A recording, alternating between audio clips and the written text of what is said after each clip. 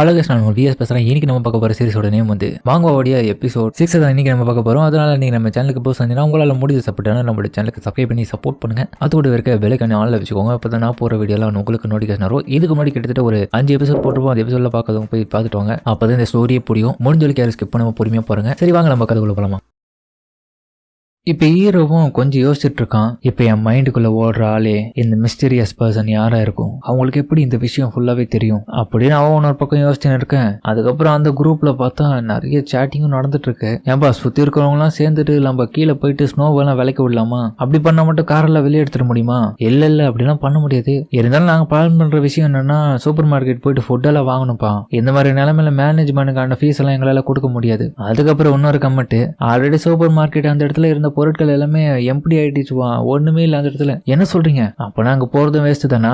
முதல்ல நீங்க கீழே இருக்கிற ஸ்னோவை கிளியர் பண்ணிட்டு கார் எடுத்துன்னு போக முடியுமா யோசிச்சு பாருங்க. அப்ப கார் எடுத்துன்னு போகலன்னா இந்த ஸ்னோல அப்படி நடந்து போயிட முடியும்னு நினைச்சீங்களா? ரெண்டுமே பண்ண முடியாது. நம்ம முதல்ல வந்து ஸ்னோவை கிளியர் பண்ணாதான் வேலைக்கு ஆகும். அதனால முடிஞ்ச அளவுக்கு எல்லாரும் வரீங்களா? ஆனா கீழே நடந்து போற அளவுக்கு முடியாதுப்பா. அங்க -20 டிகிரிக்கும் கீழே இப்போ டெம்பரேச்சர் போயிட்டே இருக்கு. ஆல்ரெடி ரொம்ப டைம் ஆயிடுச்சு. நம்ம முடிஞ்ச அளவுக்கு எப்படியாச்சும் கவர்மெண்ட்டுக்கு இந்த விஷயத்தை தெரியப்படுத்தணும். சப்ளைஸ் வேற நமக்கு இல்ல, சூப்பர் மார்க்கெட்லயும் எந்த விதமான பொருட்களும் இல்ல போது நம்ம எப்படி இதை தாக்கு பிடிப்போம்? அதுக்கப்புறம் அந்த காம்ப்ளெக்ஸ் சேட்டிங் ரூம்ல ஓனர்ஸுக்கான குரூப் ஒன்னு இருக்கு. அதுல எல்லா விதமான பிளாக்கோடைய ஓனர்ஸும் கூடவே அவங்களுடைய வீட்டுல இருக்க ஆளுங்களும், அதான் அந்த பிளாக்ஸ்ல தங்கிட்டு இருக்கிற ஒவ்வொரு வீட்டோடைய ஆளுங்களும் தனிப்பட்ட முறையில் அவங்களுடைய சஜஷன் வந்து கொடுத்துன்னு இருக்காங்க.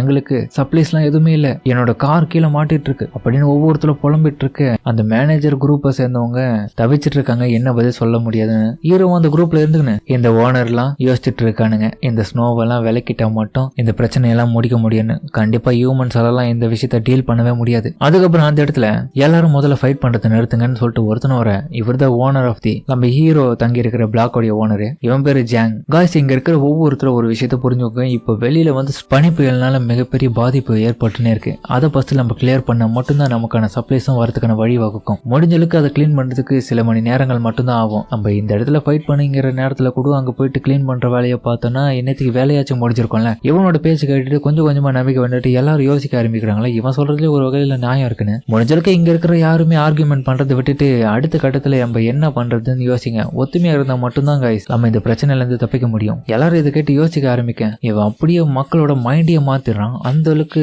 இவனோட பேச்சால எல்லாரையும் ஈஸ்துறான். ஹீரோவை இதை கேட்டுட்டு, எனக்கு இவனை நல்லாவே தெரியும், இவனோட பேச்சால எல்லாரையுமே மயக்கிடுவான். அது மட்டும் இல்லாம எங்க போனாலும் இவன் தான் தலைமை தாங்கணும்னு பாக்குற ஆளு. அது மட்டும் இல்லாம என்னோட ப்ரீவியஸ் லைஃப்லயும் இந்த பர்சன் நல்லாவே வாழ்ந்தான், நிறைய விதமான சப்ளைஸும் வச்சுக்கினேன். அதுக்கப்புறம் அங்க இருக்கிற ஒவ்வொரு நபரும் சரி நீங்க ஃபைட் பண்ணிருங்க, எனக்கு போயிட்டு என்னோட பிளாக்ல இருக்கிற மொத்த ஸ்னோவை கிளியர் பண்ணணும்னு வேலை இருக்கு, முடிஞ்ச அளவுக்கு நீங்க பேசினிருங்க, அப்படி கிளீன் பண்ணா பாருங்க, நான் போயிட்டு என் வேலையை பாக்குறேன்னு சொல்லிட்டு அங்க இருக்கிற ஒவ்வொருத்தரும் கிளம்ப பார்க்க, எனக்கு தெரியும் இப்படிதான் நடக்கணும், வெட்டியா பேசிட்டு அதுக்கப்புறம் கிளம்பிடுவாங்கன்னு. அதுக்கப்புறம் அங்க இருக்கிற ஒவ்வொருத்தரும் கிளம்ப, இந்த இதுல பார்த்து நம்ம நர்ஸ் ஜீனும் கலந்துக்கிறாங்க. நாங்களும் உனக்கு ஹெல்ப் பண்றோம், எங்களால முடிஞ்ச உதவியை ஸ்னோ கிளியர் பண்றதுக்கு. யோனாவும் அந்த இடத்துல இருக்கா, நான் கூட உங்களுக்கு ஹெல்ப் பண்றதுனா ஹெல்ப் பண்றேன். ஹீரோவை இதை பார்த்துட்டு இவ கூட போறாளா, சரிதான். யோனா போறத பார்த்துட்டு அங்க இருக்க இன்னும் நிறைய பேர் நானும் வரேன்னு சொல்லிட்டு முந்திக்கிட்டு அவ கூட ஹெல்ப் பண்றதுக்காக வராங்க. அவங்களும் இவங்களுக்கு ஹெல்ப்பா வரதை பார்த்துட்டு, ரொம்ப நன்றி நீங்க எல்லாரும் ஹெல்ப் பண்றதுக்கு, வாங்க போயிட்டு கிளீன் பண்ணுவோமான்னு சொல்லிட்டு இவங்களும் பேசிட்டு இருக்கேன். ஹீரோவும் இங்க நடக்கிற கூத்தெல்லாம் பார்த்துட்டு வெறுப்பாயிட்டு போனை வச்சிடறான். அடடா, இதெல்லாம் பார்த்துட்டு இருக்கணும்னு என் தலையேத்து. அதுக்கப்புறம் திரும்பி ஒரு மெசேஜ்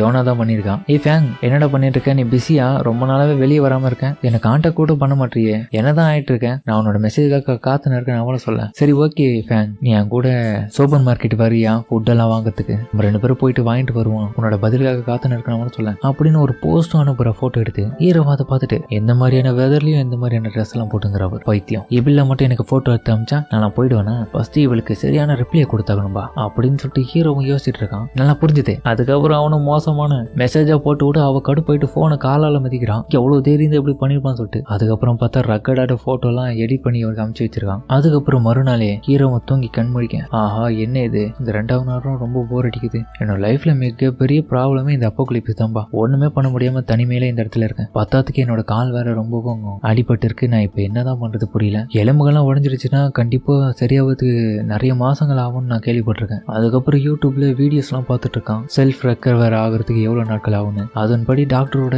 அறிவுத்தெல்லாம் அதுல இருக்கு. நல்ல யோசனை தான், நம்ம கிட்ட தான் பவர் இருக்கும் போது நம்ம எதுக்காக ரொம்ப நாள் காத்துன்னு இருக்கணும் ரெக்கவர் ஆகுறதுக்கு, இதை பயன்படுத்தி பார்க்கலாம்னு சொல்லிட்டு ஹீரோவும் அவனுடைய எவல்யூஷன் கிரீன் லைட்டை வந்து அவனோட காயத்து மேல வைக்க ஒர்க் ஆகுது, திரும்பி ஆஃப் ஆகுது, திரும்பி ஆன் ஆகுது, ஒர்க் ஆகுது. இந்த மாதிரி ஹீரோவும் கடுப்பாயிட்டு அடப்போங்கடா ஒன்னும் ஒர்க் ஆகல, இந்த கிரீன் லைட்டு என்னோட இன்ஜுரியை ஃபாஸ்டா ரெக்கவர் பண்றதுக்கு உதவாது போல அப்படின்னு டயர்ட்ல அவனை தூங்கிட்டேன். அதுக்கப்புறம் பார்த்தா ஹீரோவுக்கு கனவு வந்துட்டு இருக்கு. இப்ப நான் தூங்கத்துக்கான நேரம்னு சொல்லிட்டு அவனை தூங்க போக அதுல பார்த்து திடீர்னு ஆடெல்லாம் வருது. ஹீரோவும் ஆடு மேல சவாரி செஞ்சா போற மாதிரி யோசிச்சு பார்க்கவே கெத்தா காட்டுவாசி மாதிரி இருக்கிறான். அதோட எந்தத்துல இந்த எபிசோட முடிக்கிறாங்க. சரிங்க, எந்த வீடியோ அப்படின்னு கமெண்ட்ல சொல்லுங்க. மறக்காம இந்த வீடியோல இருக்கும் பிடிச்சிக்கணும், அப்புறம் பிடிச்சிருந்தா லைக் போட்டு நம்மளோட சேனலுக்கு சப்ஸ்கிரைப் பண்ணி சப்போர்ட் பண்ணுங்க. அது கூட இருக்க பெல் ஐகானை ஆன்ல வச்சுக்கோங்க. அப்பதான் நான் போடுற அடுத்த வீடியோ எல்லாமே உங்களுக்கு நோட்டிஃபிகேஷன் வரும். இந்த எபிசோட் வழக்கம் போல வேற லெவலா இருந்திருக்கும். முடிஞ்ச வரைக்கும் யாரும் ஸ்கிப் பண்ணாம பொறுமையா பார்த்துருப்பீங்க நம்புறேன். இதுக்கப்புறம் ஹீரோவோட ஆட்டமே இருக்கும் பாருங்க, வேற லெவலா இருக்கும். முக்கியமான பிரச்சனையே இதுக்கப்புறம் தான் பயங்கரமா காமிச்சிருப்பாங்க. முடிஞ்ச அளவுக்கு பொறுமையா பாருங்க, ஏன்னா ரொம்பவே சஸ்பென்ஸா போயிட்டு இருக்கும். என்னால பெஸ்ட் கொடுத்து உங்களுக்கு பண்ணி போடுறேன். முடிஞ்ச அளவுக்கு பிடிச்சவங்க இந்த வீடியோக்கு லைக் போட்டு பாருங்க. சரிங்க, இதோட இந்த வீடியோ முடிச்சுப்போம்.